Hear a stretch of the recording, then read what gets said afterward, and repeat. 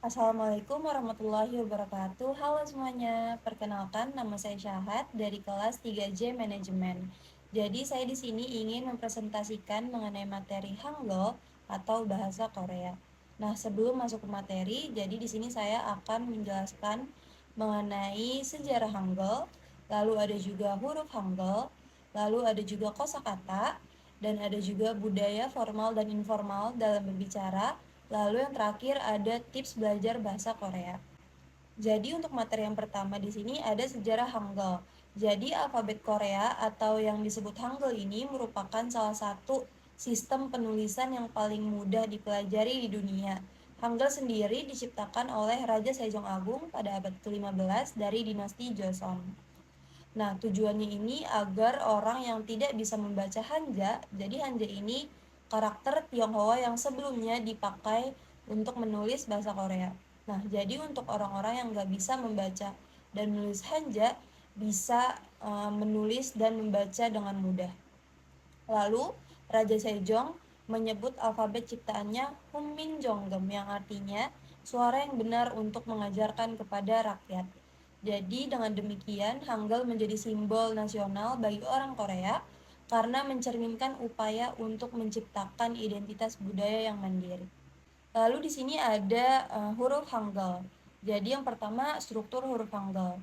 Nah, Hangul ini terdiri dari 24 huruf dasar yang disebut jamo. Nah, jamo ini terbagi menjadi 14 konsonan dan 10 vokal. Ada juga 27 huruf kompleks yang terbentuk dari penggabungan huruf-huruf dasar. Nah, yang kedua ini ada cara membaca Hangul. Untuk vokal dibaca terpisah atau digabungkan dengan konsonan untuk membentuk suatu kata. Lalu konsonan ini biasanya berada di awal atau di akhir kalimat. Nah, jadi vokal dan konsonan digabungkan untuk membentuk suatu kata. Jadi yang berikutnya ada kosakata.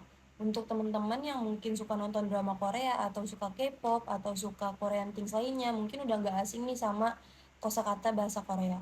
Nah, untuk contoh-contohnya yang pertama ada contoh perkenalan. Misalnya, halo, annyeonghaseyo. Lalu teman-teman ingin bilang nama saya Syahad. Misalnya teman-teman bisa bilang 제 이름은 Syahadimida. Lalu ada juga senang bertemu denganmu, yaitu 만나서 반갑습니다. Lalu ada juga percakapan sehari-hari.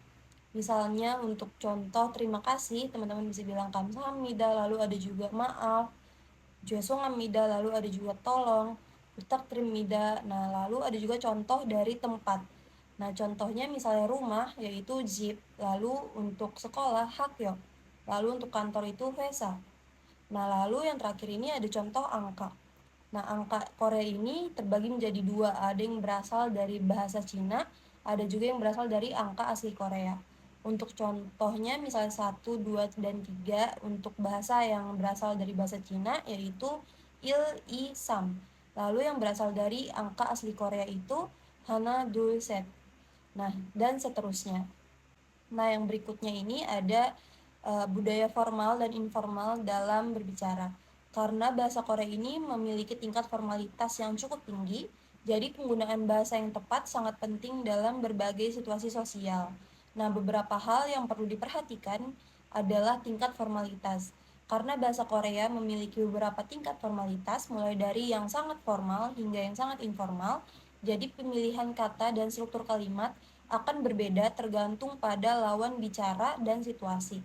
Lalu ada juga penghormatan, karena bahasa Korea sangat mementingkan penghormatan pada orang yang lebih tua dan memiliki status sosial yang lebih tinggi. Jadi hal ini tercermin dalam penggunaan partikel dan bentuk kata yang berbeda. Lalu yang terakhir ada tips belajar bahasa Korea. Nah, untuk teman-teman yang ingin belajar bahasa Korea, saya sendiri menyarankan agar teman-teman belajar Hangul terlebih dahulu karena Hangul merupakan kunci utama agar teman-teman menguasai bahasa Korea. Nah, untuk yang ingin belajar bahasa Korea, teman-teman bisa menggunakan aplikasi seperti Duolingo, lalu ada juga web yaitu Talk to Me in Korean, lalu teman-teman juga bisa menggunakan YouTube karena sudah banyak tutor-tutor yang mengajar lewat YouTube.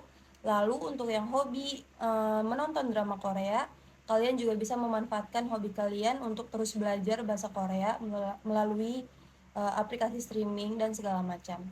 Mungkin sekian presentasi dari saya, kurang lebihnya mohon dimaafkan. Terima kasih yang sudah menonton video ini sampai akhir. Wassalamualaikum warahmatullahi wabarakatuh.